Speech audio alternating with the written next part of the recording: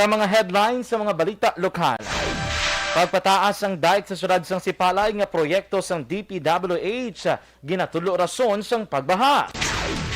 CPP-NPA nagasaulog sang ika-53 katuig nga anibersaryo. Sa mga balita national, AFP kag PNP ginmanduan nga gamiton ang tanan nga government assets sa recovery kag rehabilitation efforts sa mga lugar nga ginigo sang bagyo. Kag SSS nagatanyag sang loan sa mga lugar nga ginpaidalom sa state of calamity. Aksyon Balita, Sunday Edition. Sa aksyon!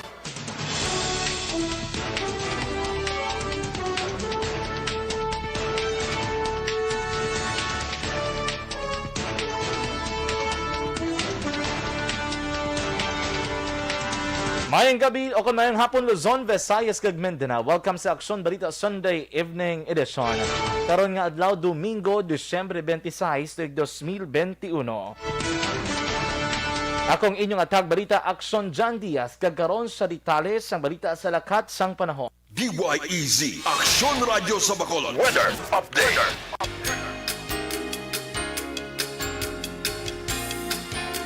Ang share line na nag-aapekto sa eastern sections ng Southern Luzon, samtang ang northeast monsoon naman na nag-aapekto sa nabiling nga bahin sang Luzon.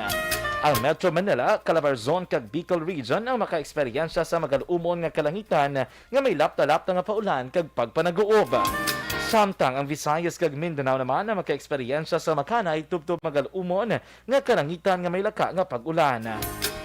Ang adlaw magabutlak na alas 6:19 sang aga buwas nga adlaw kag magatumod alas 5:35 sang hapon. Ang temperatura mabadyagan sa 22.6 degrees Celsius tubtob 30.1 degrees Celsius. Una sa balita, una sa aksyon. Aksyon Radio Philippines Standard Time alas 5:49 kag karon sa detalye na sa mga balita lokal.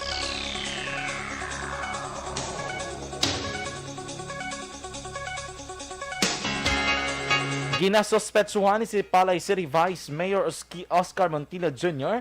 nga ang dike nga gin-construct sa Department of Public Works and Highways o kung DPWH ang rason sang pagbaha sa syudad sang Sipalay matapos maglaslas si Bagyong Odette hinalikdan nga sinimana. Suno kay Montilla, ang problema sa baha sa syudad sang Sipalay ang nasolbar na amat-amat apang ginaligar sa Vice Alcalde nga may ginbutang nga proyekto ang DPWH nga hindi makapamaayo sa kahimtangan sang syudad. Pagpatag ni Montilla, siya mismo ang nagbutang sang dike nga himo lamang sa duta apang sang ulihi sang nag-abot ang pondo sa DPWH nagpasugot ini nga ipasemento. Apang alegasyon ni Montilla, ginpasakaan sang DPWH ang dike kag ginpagamay ang tubo nga alagyan sang tubig. Ginabalabagan ni Montilla ang proyekto apang wala na mapunggan magud nga natapos na sang kontraktor ang pagkayos sang dike sa natulupang dansang syudad ang pagbag-o. Bangod sinigin pahayag ni Montilla nga hindi gilayon makagwa sa baybay ang tubig kag nagtugas ang baha matapos maglaslas ang bagyo. Ginpahayag ni Montilla nga pagkatapos ng bagyo gintawgan niya ang DPWH kag ginpalabog ang kahimtangan sang syudad bangod sang gindugang nga proyekto. Tuod na may mga area kitang uay tanang makapakan tuod na may mga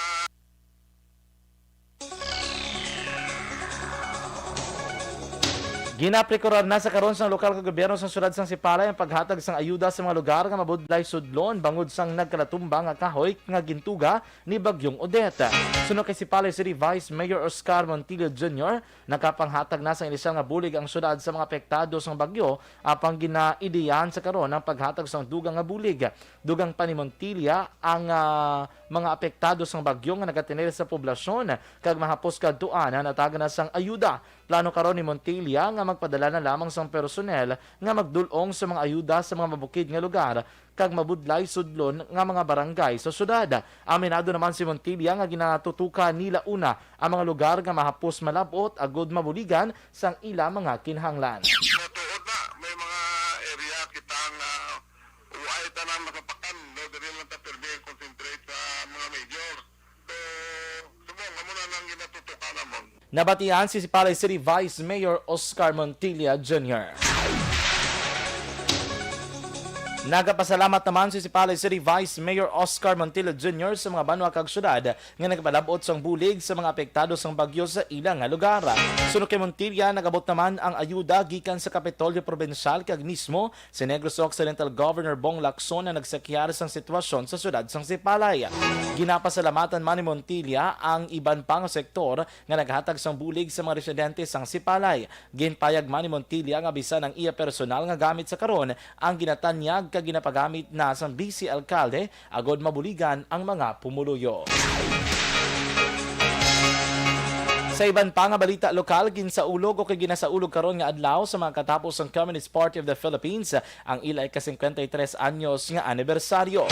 Sa interview sa Aksyon Radio Bacolod kay Juanito Magbanwa, spokesperson sang Apolinario Gatmaytan Command sang New People's Army, 5 ka mga larangan gilirya sa isa sa Negros ang dungan nga nagsug-alaw sang sininga kahiwatan. Dugang panikaw anito, ginahambitan diri ang kadalagan sang ila partidong halin sa gamay gipakadto sa nilibo nga mga miyembro nga nag-upisa sa atong 1968 nga nagapadayon tubtob karon nga tuig. Ginadumduman sang ilahanay ang malapad nga masa kapin pa ang mga mamumugon kag mangunguma, ilabi na ang tunay nga mga hangaway nga nagadepensa batok sa mga manugpigos nga nagaharing sahi.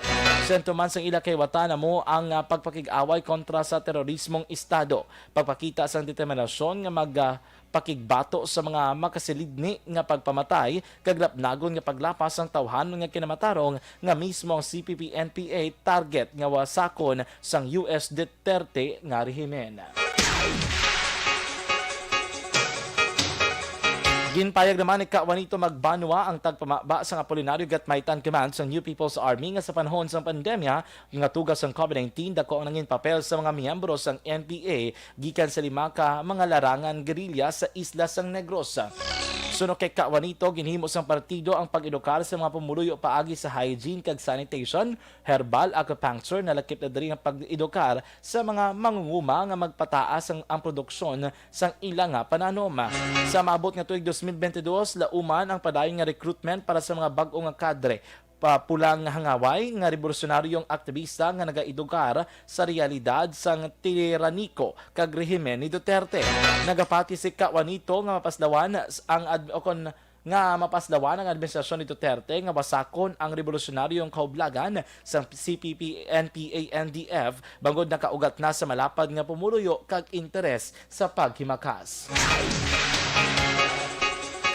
Temporaryo naman nga ginuntat sang local government units sang syudad sang Bacolod ang COVID-19 vaccination drive sa mga mega vaccination centers sa mga mall umpisa Disyembre 22. Sunod kay Dr. Chris Sorongon, Deputy for Medical sa Bacolod EOC, sa Enero 3 gintala na magabalik ang operasyon sa mga vaccination site sa mall.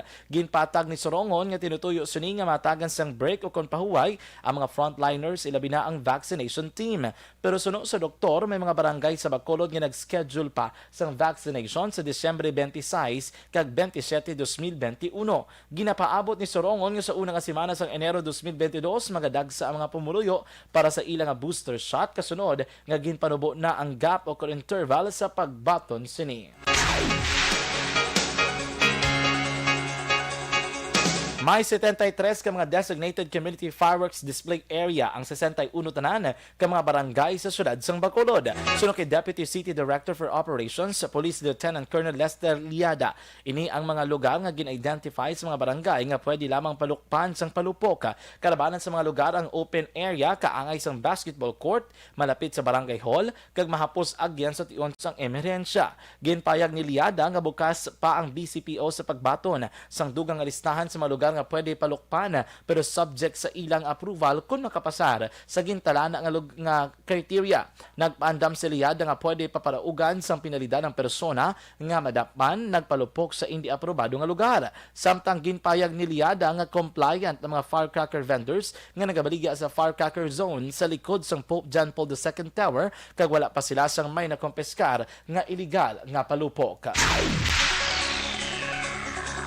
Patay ang isa ka lineman sang Negros Oriental Electric Cooperative o Noreco 2 sa syudad sang Tanhay. Sa report sang pulis, ang napatay ang ginkilala kay Ronald Galarde kag trimmer sang Noreco. Dugang pa si Galarde kag ang mga kaupdanan sini ang nagatrabaho sa piyak nga adlaw sang Paskwa para makayo kag mabalik ng kuryente sa ilo lugar matapos naglaslas ang bagyong Odette. Sang hinali na lang ang kuryente sang live wire sa Gallardes samtang nagatap sang service drop wire. Patay man ang isa ka mangunguma matapos ginabo kahapon sa adlaw mismo sang Paskwa sa Zone 11, Barangay Bakuyangan, Banwas sang Hinubaan. Ang biktima ginkilala kay Christopher Bellie, 39 anyos, nagapuyo sa among nga lugar. Sa inisyal nga pagpangusisa ni Police Major Clifford Batadhay, ang Chief of Police sang Hinubaan PNP, ginsulong sang suspect nga si Joel Boy Lademora ang biktima kag wala sang anong rason ginlabo si Bellie sa iya liog gamit ang binangon nga nagresulta sang iya hinali nga kamatayon. Ang suspect na kapalagyo matapos ang insidente samtang ginausisa pa sang kapulisan ang motibo sa likod sang pagpatay sa biktima. Nagakaagnas ng lawas sa nasapuan kahapon ang bangkay sa 72 anyos nga lalaki sa kampo sang Tubo sa Barangay Quintin Rimo, Banwas ng Moises Padilla. Ang biktima ginkilala kay Jose Edlan Jr. Sa pagpangusisa ni Police Major Randy Babor, ang Chief of Police sang Moises Padilla PNP. Si Edlan ang nakita malapit sa kilid sang katubuhan, ginabalubanta 300 metros ang kalayon gikan sa iya nga puloy-an. Dugang pa ni Babor, ang biktima nagaantos sang Alzheimer disease kag una nga gin-report na dula sa Disyembre 18 kag wala na makapauli pa sa ila puloy-an. Ginpayag man ni Babor nga plano sa pamilya nga tagaan sa formal nga lubong ang napatay nga himata. Sa pinakauli nga balita lokal, ginabulong karon sa Bago City Hospital ang 58 anyos nga amay matapos na igo sang bala kagabi sa Senda Saragosa, Barangay Don Jorge L. Araneta, sudad sang Bago. Ang biktima ang ginkilala kay Freddy Catanyaga. Sunod kay Police Lieutenant Colonel Joe M. Malong, ang Chief of Police sa Bago City PNP. Plano kontanin ni Catanyaga nga paandaron ang generator set nga napahamtang sa guwa sang ilabalay sang hinali na lamang ininaigo sang wala sang bala nga wala gikan sa wala na baluan nga direksyon. Gilayon nga gindala si Katanyag sa ospital matapos sa kaangkon sang pilas sa nababaw nga bahin sang iya dughan. Nagapadayon pang investigasyon sa kapulisan sa posibleng suspect nga nagpalupok sang iya nga armas. Aksyon Balita Sunday Edition sa Aksyon. Aksyon Radio Philippines Standard Time, las 5:59 sa mga balita nasyonal. AFP kag PNP ginmanduan nga gamito ng tanan nga government assets sa recovery kag rehabilitation efforts sa mga lugar nga ginigo sang bagyo. SSS nagatanyag sang loan sa mga lugar nga ginpaidalom sa state of calamity. Ang detalye sa nagapanguna nga mga balita nasyonal pagkatapos gid lamang sini.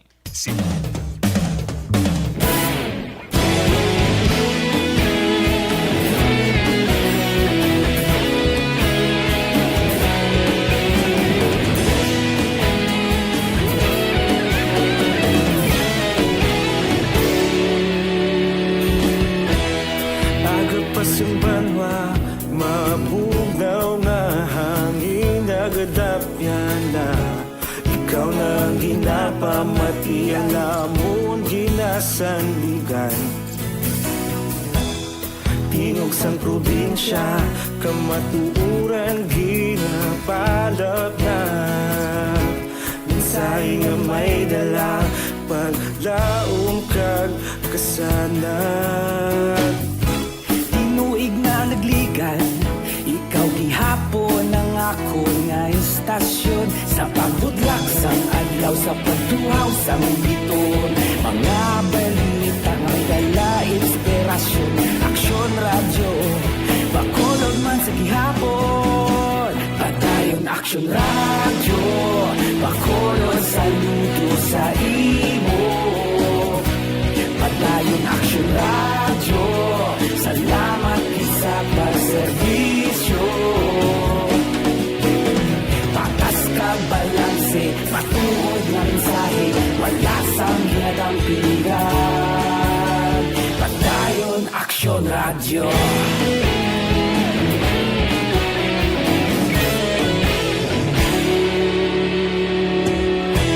Pagkulong nun kag negrosanon, inyong pamatian. Stasyon nga nagapalaplag sang kamatuuran. Mabakod nga prinsipyo, reporter handa sa serbisyo. Kahapon, karong kag sa gihapon, kita magapadayon. Tinuig na nagligan, ikaw gihapon ang ako nga istasyon. Sa pagbutlak sang adlaw, sa pagtuhaw sang bituon, mga balita na may dala inspirasyon. Aksyon radyo, Bacolod man sa gihapon. Padayon Aksyon radyo, Bacolod saludo sa imo. Padayon Aksyon radyo, salamat kit sa pagserbisyo. Patas kag balanse, matuod nga mensahe, wala sa ginadampigan. Padayon Aksyon radyo. Una sa balita, una sa aksyon, sa Bacolod Aksyon Radio. Una sa balita, una sa aksyon, sa Bacolod Aksyon Radio. Kita ulog na na'y Samsan ano nga kahintangan. Responsable nga pagbalita, pagdayon na ipalaknan. Malasig pero sigurado, aksyon na may dala pagpalanggan.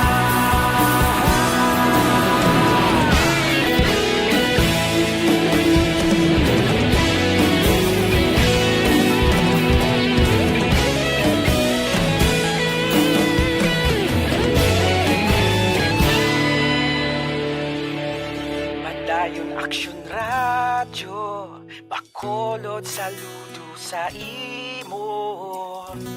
Padayon Aksyon radyo, salamat kit sa pagserbisyo.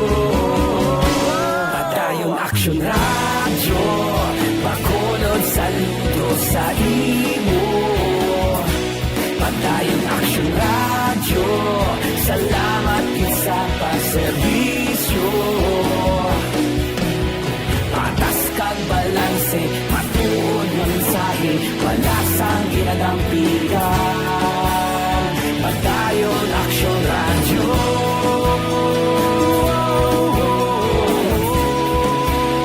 Padayon Aksyon radyo.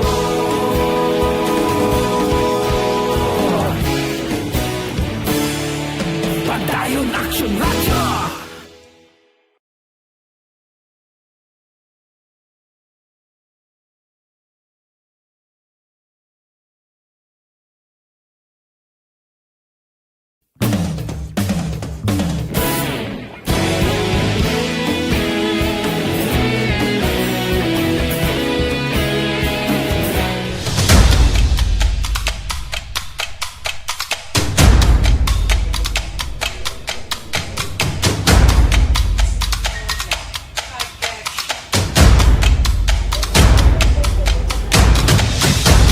Isa kadako nga pagpanghangkat sa kabuhi sang kada persona ang ipabilin ang iya panindugan sa kabuhi.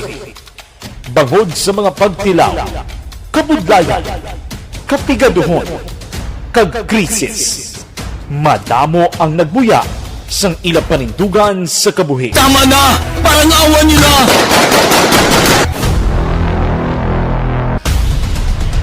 Apang ang DYEZ Aksyon Radio Bacolod sa sulod na sang 52 katuig, padayon nga komitido sa panindugan nga mag-alagad.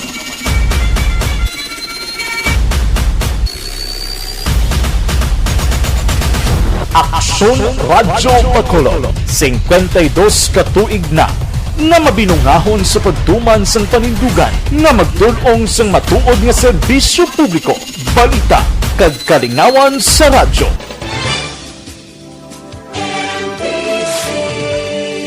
Manila Broadcasting Company sa balita, komentaryo, isyu, serbisyo publiko. Aksyon Radio! Sa Bacolod, Aksyon Radio! Aksyon Radio!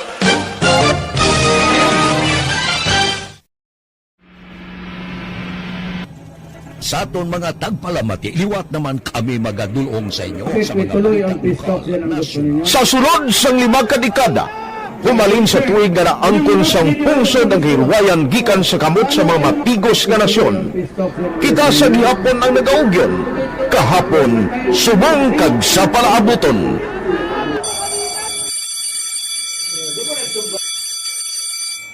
Ang Aksyon Radio, so natin lain-lain ang alam mo. Samtang nagalain-lain ang manager sa Manila Broadcasting Company, may alaman niya lain-lain sila nga nagangalan. May ngalangan nila. Basta ang naluyagan sa manager ya, ingalan niya na. Nag-una ini siya nakilala sa Aksyon!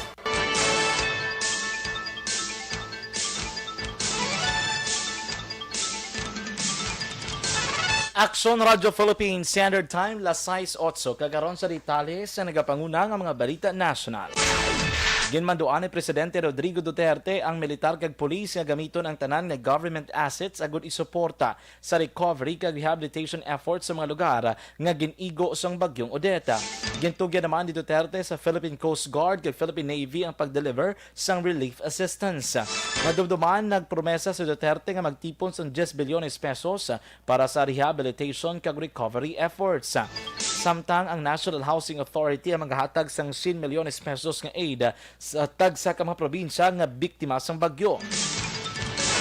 Nagpadala ang gobyerno sa pungsod Taiwan sang ayuda sa mga lugar nga apektado sang bagyong Odeta. Naglambot na sa 378 ang napatay bangod sa bagyong Odeta. Inibase man sa records sa National Disaster Risk Reduction and Management Council o DRRMC. Sa 378 nga napatay, ang 218 ang wala pa makilala. 92 dari ang mga lalaki, kag 68 naman ang mga babahi. Sunod sa NDRRMC, sa 324 nga gina-verify pa, 54 lamang ang nakompirmara. Gin-report man sa DRRMC nga 742 ang nagkarapilasan kung sariin 73 dari ang kompirmado na. Sa 70 naman nga kamising, 10 pa lang ang kompirmado. Ang Odette ang nag-apekto sa 3,953,880 3,953,880 ka mga individual o kung 1,12,927 ka pamilya sa Memaropa, Regions 5, 6, 7, 8, 9, 10, 11, 12, Caraga, Caga, BRRMM. Duha ka mga shipments ng relief goods ang nga nagabilis ng 2.5 milyones pesos ang nagabot sa probinsya sang Cebu nga ginsakay sa C-130 helicopter. Sunod kay Taipei o konsunod sa Taipei Economic and Cultural Office sa Conteco. Matapos may baluan ng sitwasyon sa mga lugar nga apektado sa bagyo, gilayon nga nagpatigayon sa humanitarian operation ng pungsod Taiwan. Ini na ang ikaduha nga tion nga nagpadala ang pungsod Taiwan sang bulig sa Visayas, Mindanao kag Palawan. Nanligad nga Disyembre 23 ang gobyerno sa Taiwan kag iban pa nga foundation sa nagdonar sang kapin 29.70 milyones ka pesos nga relief fund sa pungsod Pilipinas. Magatanyag ang Social Security System kung SSS ang loan assistance package sa mga private sector members kag pensioners nga naka-istar sa anom ka mga rehiyon nga apektado sang bagyong Odeta. Sunod kay SSS President kag Chief Executive Aurora Cruz Ignacio, makasugod sa pagbaton sang application para sa 3 ka sais ang assistance ang SSS sa Enero 14, 2022. Dugang pang Calamity Loan Assistance Program, 3-month advance pension for Social Security kag Employees Compensation kung EC pensioners ang available tubtob Abril 13, 2022. Samtang ang Direct House Repair and Improvement Loan ang itanyag naman sa sulod sa isa ka tuig o kung tubtob Enero 23, 2023. Sunod kay Ignacio ang mga lugar nga gindeklarado ni Presidente Rodrigo Duterte nga ipaidalom sa state of calamity subong Disyembre 21 ang mahimo maka-apply. Ang mga rehiyon nga kalakip diri amo ang mga masunod: Mimaropa, Western Visayas, Central Visayas, Eastern Visayas, Northern Mindanao kag Caraga. Nagapanawagan ng mga residente sa probinsya sang Bohol sang generator sets. Bangod nga wala pa sa gihapon sa supply sang kuryente sa among nga probinsya. Suno kay Armed Forces of the Philippines Visayas Command, Colonel Jerry Bisana, bisan nga mataamat na nga nagabalik sa normal ang sitwasyon sa Bohol, wala sa gihapon sang kuryente sa probinsya bangod nga na-isolate ini sa mga power supply sa Luzon kag Mindanao grid. Suno pa kay Bisana, magapakigsapol ang AFP sa iban pa nga ahensya sang gobyerno agot tala kayo ng tikang himuon para mabalik ang supply sang kuryente sa lugar. Ginpayag naman sa National Grid Corporation of the Philippines o NGCP nga 183 ka mga electric posts kag 5 ka mga transmission lines sa Bohol ang naguba bangod sang bagyong Odette. Ginapabugal naman sa Department of Energy nga nagadutay ang reklamo may angot sa sobra kamahal nga presyo sang gatong bangod sa pagsaka naman sa supply sang gatong sa mga lugar nga apektado sang bagyong Odette. Sunod sa DOA kapin 2,000 kalitro sang krudo ang gidala sa Dinagat Island samtang 20,000 naman kalitro ang sang gasolina ang gin-supply sa duha ka mga gasoline station sa Siargao. Ang supply sang gatong ang magalawig tubtob duha ka semana. Samtang aminado naman ang DOA nga padayon pa ang pag-supply sang gatong sa ibang mga lugar nga apektado sang bagyo. Dugang pa may mga probinsya pa nga wala sang supply sang kuryente. Sunod naman sa mga otoridad, magabalik ang supply sang kuryente sa tanang nga lugar sa bulan pa sang Pebrero 2022.